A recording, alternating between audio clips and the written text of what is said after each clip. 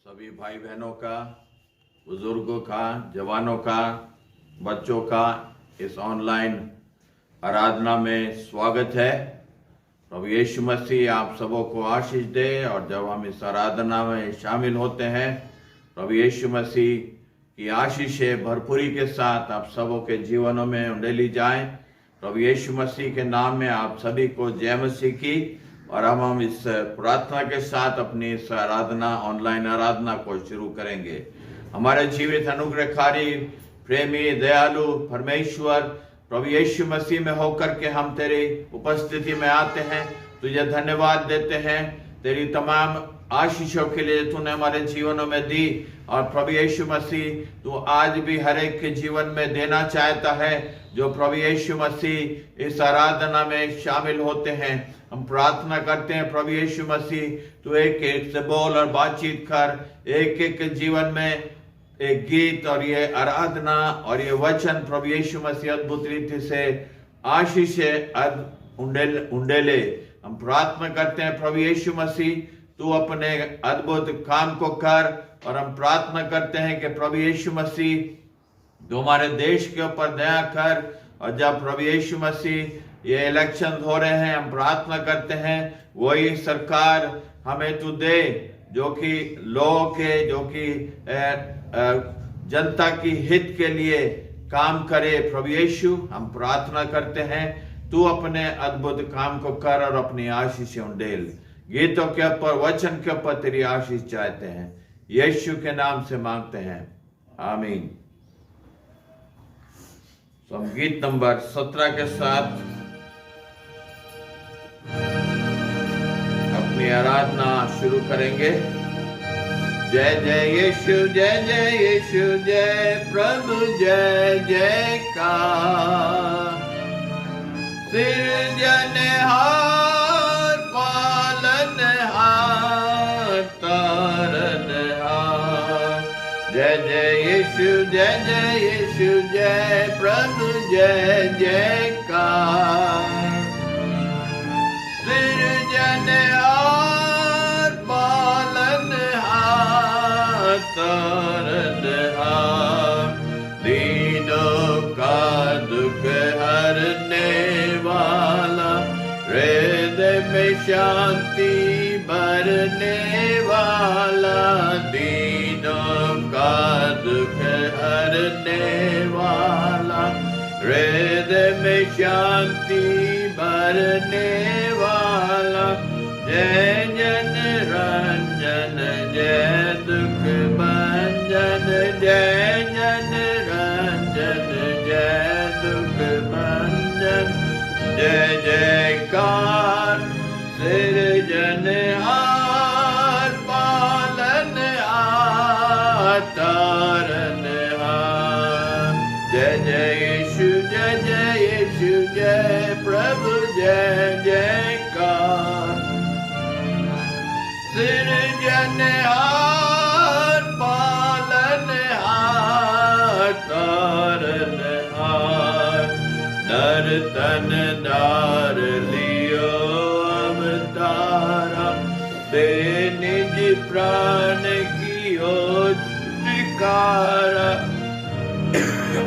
धार लियो अवतारा, दे निज प्राण कियो छुटकारा।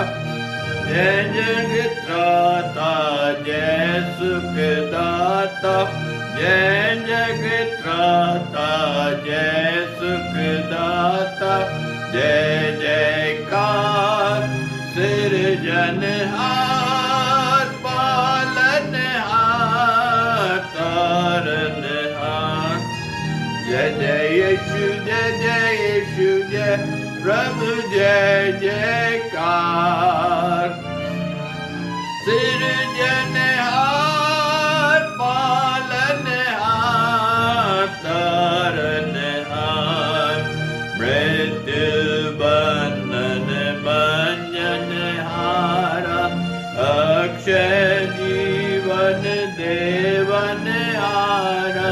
मृत्यु बंधन भंजनहारा, अक्षय जीवन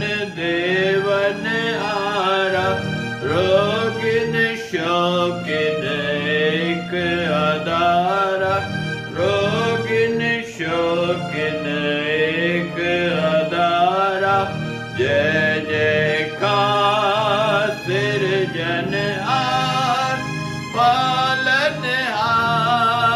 तारनहार जय जय यीशु जय प्रभु जय जयकार सिरजनहार पालनहार तारनहार जय जयकार करो सब प्यारो नर नारी एक संग पुकारो जय जयकार करो सब प्यारो नर नारी एक संग पुकारो नारे मारो जय ललकारो नारे मारो जय ललकारो जय जयकार सिरजनहार पालनहार तारनहार जय जय यीशु जय प्रभु जय जयकार सिरजनहार पालनहार तारनहार हालेलुया। प्रभु यीशु मसीह का धन्यवाद हो इन अद्भुत गीतों के लिए जो परमेश्वर ने अपने लोगों को दिए आत्मा में लिखने के लिए कि हम जब इन गीतों को गाते हैं तो इनके द्वारा हमें आत्मा में शांति आनंद और खुशी मिलती है क्योंकि ये आत्मा के द्वारा लिखे हुए गीत हैं। एक और हम गीत गाएंगे परमेश्वर की महिमा के लिए, गीत नंबर 140।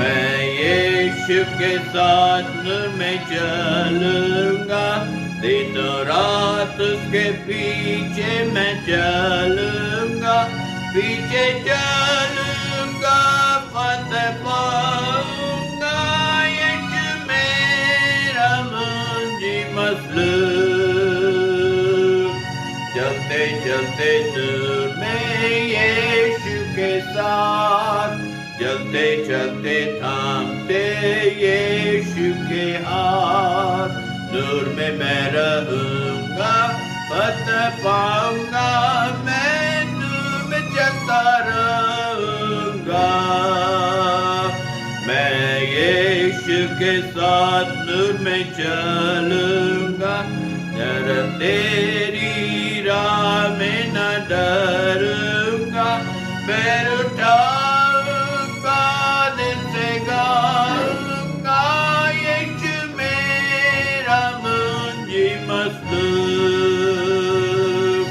चलते चलते नूर में यीशु के साथ चलते चलते थामते यीशु के हाथ नूर में मैं रहूंगा फतेह पाऊंगा मैं नूर में चलता रहूंगा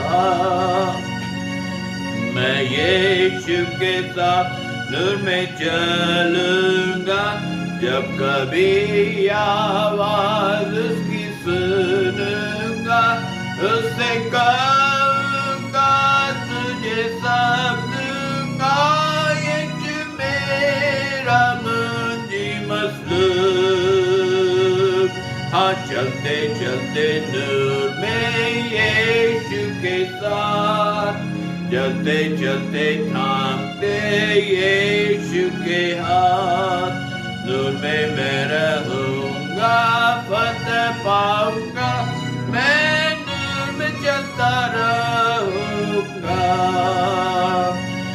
मैं यीशु के साथ नूर में चलूंगा ताकते ताकते रोज मदद पाऊंगा रंजिया खुशियों वो नजदीक मुझको यीशु मेरा मुंजी मसलूब हाँ चलते चलते नूर में यीशु के साथ, चलते चलते थामते यीशु के हाथ।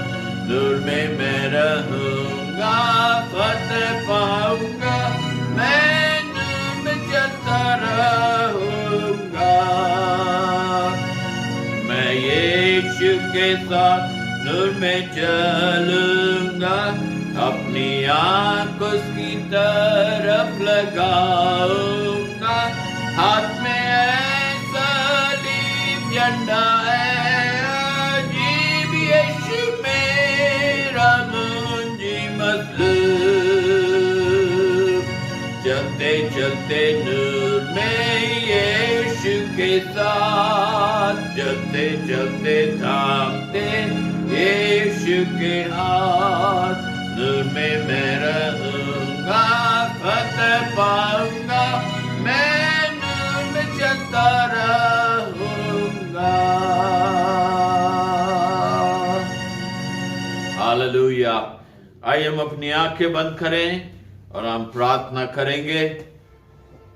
हमारे सामर्थी दयालु परमेश्वर, हम एक और बार तेरे सम्मुख अपने सिरों को झुकाते हैं।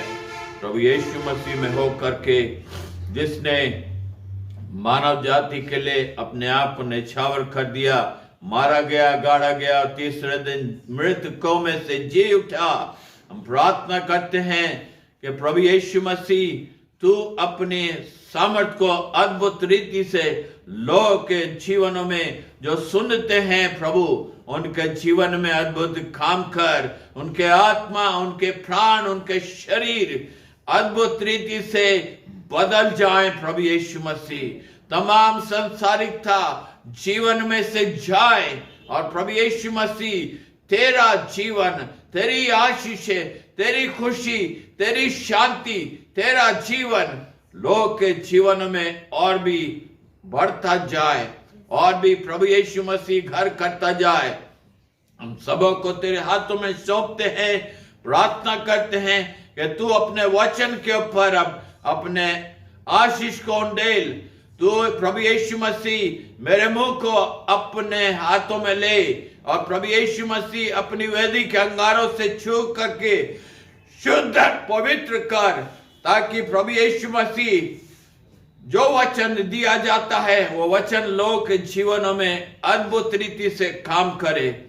प्रभु यीशु मसीह के नाम से मांगते हैं, तो हम प्रभु यीशु मसीह का धन्यवाद करते हैं, जो अद्भुत सामर्थी परमेश्वर है, जो कि कल, आज और युगान युग एक सा परमेश्वर है।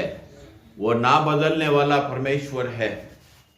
मनुष्य बदल जाते हैं, मनुष्य अपनी प्रतिज्ञाओं में बदल जाते हैं, अपनी बातों में बदल जाते हैं, लेकिन हमारा प्रभु यीशु मसीह, हमारा परमेश्वर अपनी प्रतिज्ञाओं में ना टलने वाला परमेश्वर है। उसने जो अपने वचन में कहा है अपने लोगों के लिए, मानव जाति के लिए, उसको वो करता है और उसने किया भी है। क्या किया? अपने आप को मानव जाति के लिए क्रूस के ऊपर बलिदान कर दिया, ताकि मानव जाति का उद्धार हो। मनुष्य जो पाप में पड़ा है, पाप में पड़ी है, उनका जीवन बदल जाए, और जिनका जीवन बदल गया है प्रभु यीशु मसीह के ऊपर विश्वास करने के द्वारा, अब परमेश्वर का वचन उनसे कुछ बातें करना चाहता है। और वो क्या है? अनुग्रह से बचाए हुए। आज के वचन का शीर्षक है अनुग्रह से बचाए हुए, जो कि इफिसियों उसका 2 अध्याय और 1 पद से हम पढ़ते हैं। यहां पर लिखा है, इफिसियों 2 अध्याय और उसका 1 पद मैं पढ़ रहा हूं। और उसने तुम्हें भी जिलाया जो अपने अपराधों और पापों के कारण मरे हुए थे। एक समय था कि हम पापों में मरे हुए थे, वो लोग जिन्होंने प्रभु यीशु मसीह के ऊपर विश्वास किया है, जिन भाई और बहनों ने, जवानों ने, बुजुर्गों ने, बच्चों ने प्रभु यीशु मसीह के ऊपर विश्वास किया है, वो क्या था? उनको प्रभु यीशु मसीह ने जिलाया। एक समय था वो पाप में पड़े थे, बुराइयों में पड़े थे, लेकिन प्रभु यीशु मसीह ने आकर उन्हें क्या करा?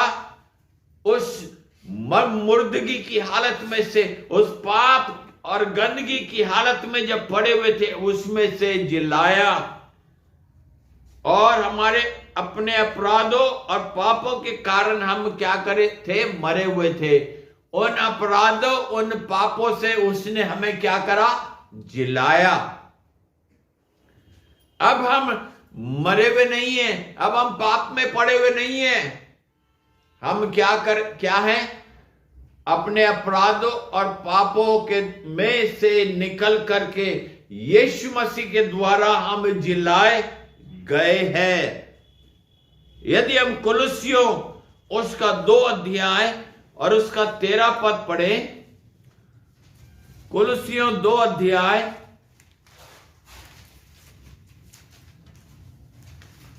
और उसका 13 पद, यहां पर क्या लिखा है? और उसने, फिर से लिखा हुआ है यहां पर, और उसने तुम्हें भी जो अपने अपराधों और अपने शरीर की खतना रहित दशा में मुर्दा थे।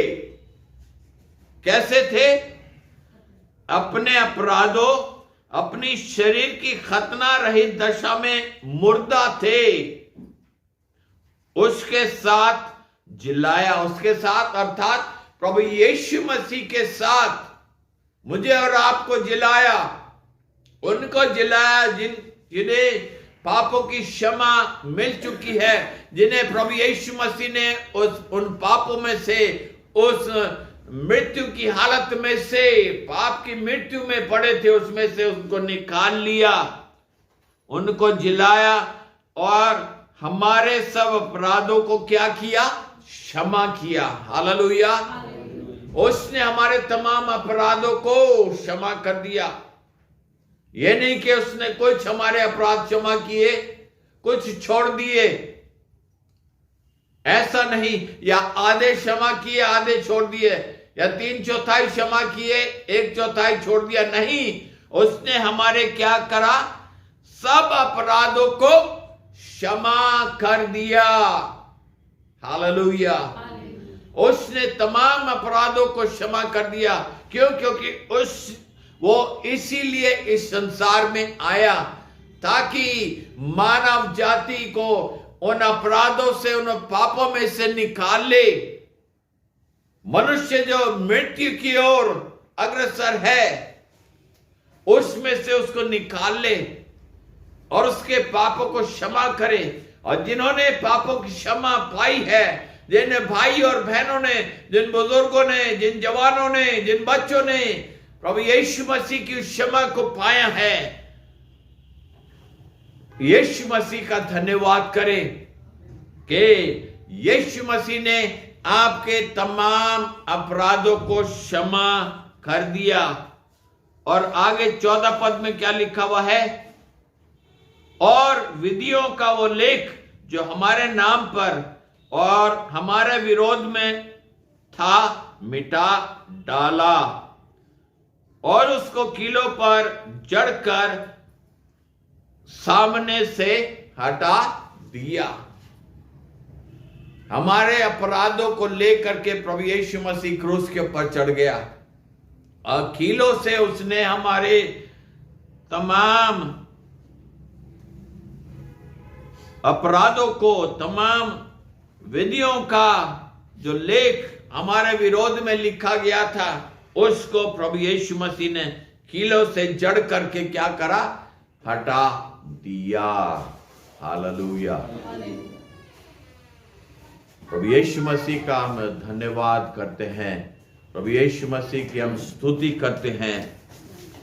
दूसरा पद जब हम पढ़ते हैं, इफिसियों का 2 पद, यहां पर क्या लिखा हुआ है? इनमें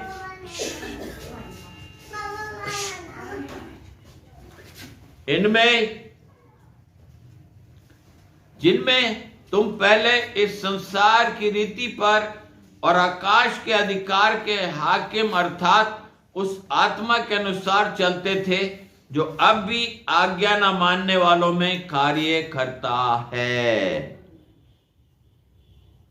क्या लिखा है? जिनमें तुम भी पहले क्या करते थे? संसार की रीति पर आकाश के अधिकार के हाकिम, आकाश का अधिकार का हाकिम अर्थात शैतान के अर्थात उस आत्मा के अनुसार चलते थे जो आज भी आज्ञा ना मानने वालों में कार्य करता है। जिन्होंने उसकी आज्ञा मानी, जिन्होंने उसके वचन को ग्रहण कर लिया, प्रभु यीशु मसीह ने उनके पापों को क्षमा कर दिया। जो विधियों का लेख उनके विरोध में लिखा गया था, विधियों का लेख क्या लिखा गया था कि मृत्यु दंड है यदि पाप में मर गए तो, प्रभु यीशु मसीह ने उसको मिटा दिया और क्रूस के ऊपर उसको कीलों से जड़ दिया। और हमारे तमाम अपराधों को जब हमने उसके ऊपर विश्वास किया, उसे अपने जीवन में ग्रहण किया, उसने तमाम हमारे अपराधों को क्षमा कर दिया। लेकिन जो आज भी नहीं मानते हैं, लिखा है आज भी वो आत्मा अर्थात वो हाकिम अर्थात शैतान की आत्मा आज भी आज्ञा ना मानने वालों के जीवन में काम करती है। वो उन कामों को करते हैं जो शैतान उनसे करवाता है, वो बातें बोलते हैं जो शैतान उनसे बुलवाता है, वो कार्य करते हैं जो शैतान उनके हाथों के द्वारा करवाता है, वो कार्य करते हैं जो पैरों के द्वारा शैतान उनसे करवाता है, उनकी बुद्धि के द्वारा करवाता है, उनकी बोली के द्वारा करवाता है। किनको? जो आज भी आज्ञा नहीं मानते। किसकी? प्रभु यीशु मसीह की। किसकी? परमेश्वर के वचन की आज्ञा नहीं मानते। लेकिन जिन्होंने परमेश्वर की आज्ञा को मान लिया, उसको अपने जीवन का उद्धारकर्ता मान लिया, ग्रहण कर लिया, प्रभु यीशु मसीह ने उस विधि के लेख को उनके ऊपर से दूर कर दिया। प्रभु यीशु मसीह का धन्यवाद हो। एक और वचन हम पढ़ेंगे, पहला कुरिन्थियों उसका 6 अध्याय, पहला कुरिन्थियों 6 अध्याय और उसका 11 पद। यहां पर लिखा है, और तुम में से कितने ऐसे ही थे। क्या लिखा है? और तुम में से कितने ऐसे ही थे, अर्थात हम में से बहुत सारे ऐसे ही थे। कैसे? आज्ञा ना मानने वाले, परमेश्वर की बातों को का विरोध करने वाले, उसका तिरस्कार करने वाले थे। परंतु क्या लिखा है? तुम प्रभु यीशु मसीह के नाम से और हमारे परमेश्वर के आत्मा से क्या करे? धोए गए। हालेलुया। हम धोए गए और पवित्र हुए और धर्मी ठहरे। उसने क्या करा?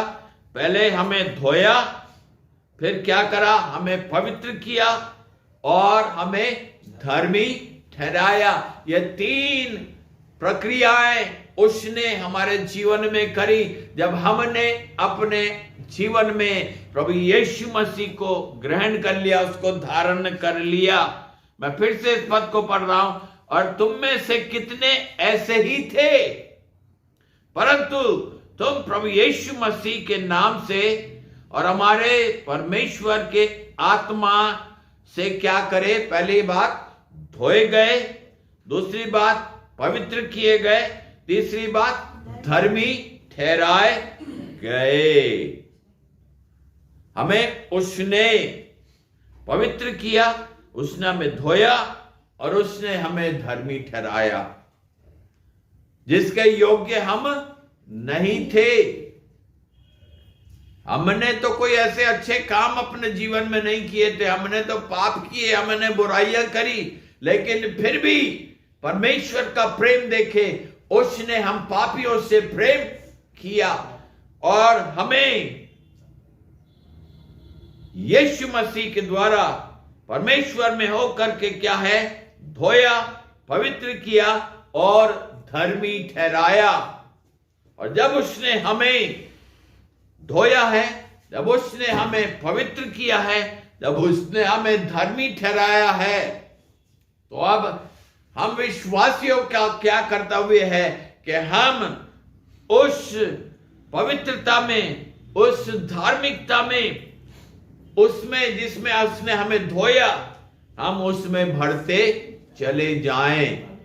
कोई अपवित्रता हमारे जीवन में ना आने पाए, कोई अभी अपवित्र बात हमारी होठों के ऊपर ना आने पाए, हमारी जीभ के ऊपर ना आने पाए, कोई गलत सोच हमारे विचारों में ना आने पाए। क्यों? क्योंकि हम उसके द्वारा धोए गए हैं, हम उसके द्वारा पवित्र किए गए हैं, हम उसके द्वारा धर्मी ठहराए गए हैं। तो हमें परमेश्वर की इन बातों को जो प्रभु यीशु मसीह में होकर के हमें मिली है, हमें उसका पालन अपने जीवन में करना है कि हम जब धोए गए हैं तो हम पवित्र चाल चलें, पवित्रता का जीवन जिए। यदि कोई अशुद्धता जीवन में आ गई है तो उस अशुद्धता को अब और इसी समय जब परमेश्वर के वचन को सुन रहे हैं, उसको अपने जीवन से निकाल फेंके। प्रभु यीशु मसीह से कहें, उसकी आत्मा से कहें, प्रभु यीशु मसीह मुझे एक और बार धो, मेरे अंदर अपवित्रता आ गई है, मेरे अंदर वो बातें आ गई हैं जो तुझे ग्रहण योग्य नहीं है, मैं वो चाल नहीं चल पा रहा हूं, नहीं चल पा रही हूं जैसा मुझे चलना चाहिए तुझ में होकर के। तो मुझ पर दया कर, मुझे फिर से पवित्र कर, मुझे एक और बार धो, ताकि मैं पवित्रता का जीवन तुझ में जीने पाऊं।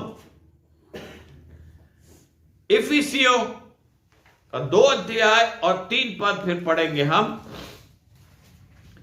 इनमें हम भी सब के सब, क्या लिखा हुआ है? इनमें हम भी सब के सब पहले अपने शरीर की लालसाओं में दिन बिताते थे और शरीर और मन की मनसाएं पूरी करते थे और लोगों के समान स्वभाव ही से क्रोध की संतान थे। पहले ये सब बातें हमारे जीवन में थी, लेकिन जब प्रभु यीशु मसीह ने हमें धो दिया, हमारे पापों को, हमारे अपराधों को मिटा दिया, हमें पवित्र किया है, हमें धर्मी ठहराया है, तो अब ये तमाम बातें हमारे जीवन में फिर से नहीं आनी चाहिए। फिर से हमारे जीवन में चीजें नहीं होनी चाहिए जो हमारे प्रभु यीशु मसीह को नाखुश करती हैं, उसे अप्रसन्न करती हैं, हमारे परमेश्वर को अप्रसन्न करती हैं, पवित्र आत्मा को अप्रसन्न करती हैं। वो बातें हमारे जीवन में ना पाई जाएं, लेकिन हम उस पवित्रता में प्रतिदिन बढ़ते चले जाएं। आप उस पवित्रता में बढ़ते चले जाएं। इफिसियों 1 अध्याय का 21 पद भी पढ़ेंगे। यहां लिखा है, सब प्रकार की प्रधानता और अधिकार और सामर्थ प्रभुता के और हर एक नाम के ऊपर, जो ना केवल इस लोक में है पर आने वाले लोक में भी दिया जाएगा, बैठाया। हालेलुया। उसने सब प्रकार की प्रधानता, अधिकार, सामर्थ, प्रभुता और हर एक नाम के ऊपर, जो ना केवल इस लोक में है पर आने वाले लोक में भी लिया जाएगा, उसमें हमें क्या करा? बैठा दिया। हालेलुया। हम कितने सौभाग्य लोग हैं, हम कितने आशीषित लोग हैं। यदि हम सोचें अपने ठंडे दिमाग से, तो किस प्रकार की दया प्रभु यीशु मसीह ने हमारे ऊपर करी और हमें क्या किया? अधिक प्रधानता, अधिकार, सामर्थ, प्रभुता और सब नाम के ऊपर केवल न केवल इस लोक में पर आने वाले लोक में भी लिया जाएगा। हमें क्या करा? बिठा दिया है। हालेलुया। हमें बैठा दिया है। तो जब हमने ऐसा अद्भुत जीवन प्रभु यीशु मसीह में होकर के पाया है, तो हमें उसमें चलने की, बढ़ने की आवश्यकता है। ना कि हम पीछे हटे, लेकिन आगे बढ़ते चले जाएं, ताकि हमारा जीवन पवित्र हो, हमारा जीवन शुद्ध हो, हमारा जीवन अद्भुत होने पाए, जो कि प्रभु यीशु मसीह में होकर के हम ने अपने जीवन में पाया है। हम उस जीवन को यीशु मसीह में होकर के चले, बढ़े और उसमें हम उन्नत होते चले जाएं। जय का जीवन हमारा होना चाहिए। यूहन्ना उसका 12 अध्याय और उसका 31 पद पढ़ेंगे। यूहन्ना 12 और 31।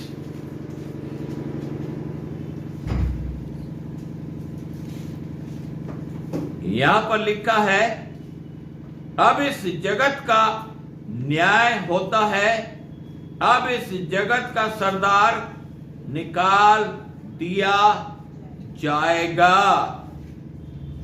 इस जगत का न्याय होगा। इस जगत का जो स्वामी है अर्थात शैतान है, वो क्या होगा? निकाल दिया जाएगा। इस संसार का सरदार जो कि शैतान है, वो क्या करेगा? क्या होगा? निकाल दिया जाएगा। इफिसियों उसका 6 अध्याय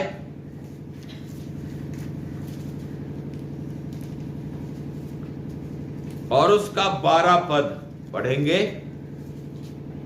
यहां पर ऐसा लिखा है, क्योंकि हमारा ये मलयुद्ध, क्या लिखा है? हमारा ये मलयुद्ध जो है, मतलब जो लड़ाई है हमारी जो चल रही है, वो किसके साथ है? लहू और मांस से नहीं है। लहू और मांस से नहीं है, परंतु प्रधानों से और अधिकारियों से और इस संसार के अंधकार के हाकिमों से और उस दुष्टता की आत्मिक सेनाओं से है जो आकाश में है। हमारा इनसे मलयुद्ध है, इनसे लड़ाई है। हमारी इस मांस और लहू से लड़ाई नहीं है, लेकिन शैतान की तमाम प्रधानताओं से, तमाम अंधकार की बातों से, दुष्टता की आत्मिक सेनाओं से हमारा क्या है? हमारा ये मलयुद्ध है। प्रतिदिन हमारी लड़ाई उससे होती है। क्यों? क्योंकि वो कोशिश करता है कि इस प्रकार से जो प्रभु यीशु मसीह के लहू के द्वारा धोए गए हैं, छुड़ाए गए हैं, उनको फिर से अपनी ओर खींच ले। और यदि हम कमजोर हो जाएंगे, यदि आप विश्वास में कमजोर हो जाएंगे, तो वो आपको अपनी ओर खींच लेगा। और बहुत सारे विश्वासियों को उसने खींच भी लिया है, उन्हें विश्वास में कमजोर कर दिया है। क्यों? क्योंकि वो अपने विश्वास में दृढ़ मजबूत नहीं रहे। वो लड़ाई जो कि शैतान की अंधकार की ताकतों से थी, उससे वो हार गए। क्यों हार गए? क्योंकि वो अपने विश्वास में कमजोर हो गए। हमें उस विश्वास में जो प्रभु यीशु मसीह के द्वारा हमें मिला है, उसमें हमें दृढ़ होते जाना है, जड़ पकड़ते जाना है, ताकि कोई भी शैतान की ताकत, अंधकार की ताकतें, अंधकार की बातें, अंधकार के पाप हमारे जीवन के ऊपर अब प्रबल ना होने पाए, आपके जीवन के ऊपर प्रबल ना होने पाए, परंतु हम उनके ऊपर जय प्राप्त करें। और जय कैसे प्राप्त करेंगे? जब हम पवित्र जीवन, जब हम शुद्ध जीवन यीशु मसीह में होकर के, उसके आत्मा में होकर के जिएंगे, चलेंगे उसमें। जो वचन कहता है, उस वचन को जब मानेंगे आप, तो वो वचन आपको धोएगा। हालेलुया! वो वचन आपको धोएगा। और प्रतिदिन वो प्रक्रिया हमारे जीवन में होती रहनी है। यानी कि एक बार हम धोए गए, बस हम खुश हो गए कि हम धोए गए, नहीं। प्रतिदिन हमें शुद्धता, हमें पवित्रता की आवश्यकता है, क्योंकि हम अपने आप से उस शुद्ध जीवन को, हम अपने आप से उस पवित्र जीवन को नहीं जी सकते, उसमें नहीं चल सकते, एक कदम भी आगे नहीं बढ़ सकते आप। यदि अपने आप को प्रतिदिन प्रभु यीशु मसीह के हाथ में समर्पित ना करें। इफिसियों उसका 5 अध्याय और उसका 6 पद। कोई तुम्हें क्या लिखा हुआ है? परमेश्वर का वचन पौलुस के द्वारा इस इफिसियों की पत्री में आपको सचेत कर रहा है। क्या कह रहा है? कोई तुम्हें व्यर्थ बातों से धोखा ना दे। व्यर्थ बातों में धोखा ना दे, व्यर्थ बातों में फिर से ना धकेल दे, ना ले आए धोखा दे करके, क्योंकि इन्हीं कामों के कारण परमेश्वर का क्रोध आज्ञा न मानने वालों पर भड़कता है। परमेश्वर प्रेमी भी है, और परमेश्वर जब उसके लोग उसकी आज्ञा नहीं मानते, उसके वचनों के अनुसार नहीं चलते, व्यर्थ बातों में अपने मन को लगा लेते हैं, तो क्या लिखा है? इन्हीं कामों के कारण परमेश्वर का क्रोध आज्ञा ना मानने वालों के ऊपर क्या है? भड़कता है। परमेश्वर प्रेमी है, परमेश्वर दयालु भी है, लेकिन परमेश्वर क्रोध करने वाला परमेश्वर भी है। कब क्रोध करता है वह? जब हम उसकी बातों को ना मान करके उन बातों की ओर अपने मन को लगाते हैं, जो बातें हमारे जीवन को, आपके जीवन को कमजोर कर सकती है, विश्वास को कमजोर करती हैं, आत्मा को कमजोर करती हैं, वचन में कमजोर करती हैं, प्रार्थना में कमजोर करती हैं, संगति में कमजोर करती हैं, तब परमेश्वर को अच्छा नहीं लगता। क्यों? क्योंकि उसने इतना बड़ा बलिदान दे करके आपको छुड़ाया है, और जब छुड़ाया है तो उस जीवन में आगे बढ़ते चले जाएं। गलातियों 5 अध्याय और 16 पद।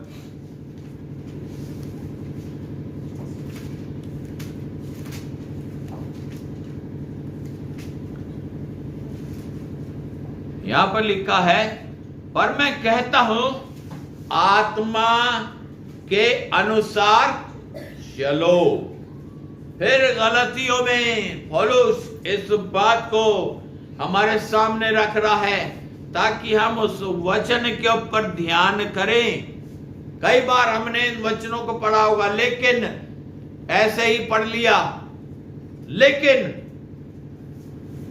परमेश्वर का दास पौलुस फिर से आपको याद दिला रहा है कि मैं कहता हूं आत्मा के अनुसार चलो।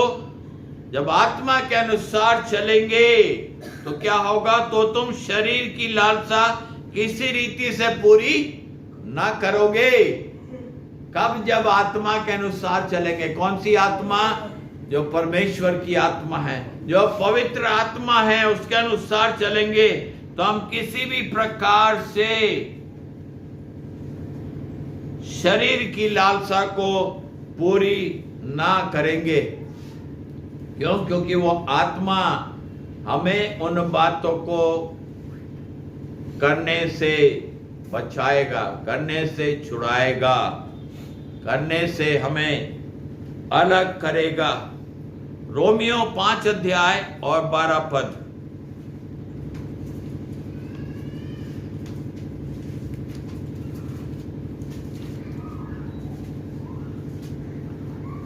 इसलिए जैसा एक मनुष्य के द्वारा पाप जगत में आया और पाप के द्वारा मृत्यु आई, और इस रीति से मृत्यु सब मनुष्य में फैल गई, इसलिए कि सब ने पाप किया।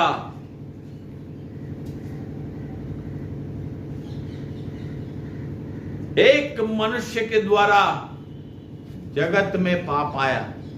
किसके द्वारा? आदम के द्वारा। जब उसने पाप किया तो पाप संसार में आ गया, और जब हमने यीशु मसीह के ऊपर विश्वास किया तो हम उन तमाम बातों से छुटकारा प्राप्त कर लिए, उनसे आजाद हो गए, उनसे हमने अपने जीवन में छुटकारा पा लिया, जो कि हम अपने आप से नहीं प्राप्त कर सकते थे, अपनी कोशिशों से नहीं प्राप्त कर सकते थे। कितनी कोशिशें करी है ना, कितना पैसा खर्च किया, लेकिन ना पैसा काम आया, ना वो जो आपने करने की कोशिश करी वो काम आया। उन्होंने नहीं बचाया। हमारा पैसा हमें नहीं बचा सकता, हमारी और चीजें हमें नहीं बचा सकी, लेकिन प्रभु यीशु मसीह ने हमें बचा लिया। उसके नाम को धन्यवाद देते हैं। रोमियो 2 अध्याय का 14 पद भी पढ़ेंगे। फिर जब अन्य जाति लोग जिनके पास व्यवस्था नहीं, स्वभाव ही से व्यवस्था की बातों पर चलते हैं, वे व्यवस्था और उनके पास न होने पर भी वे अपने लिए आप ही व्यवस्था है।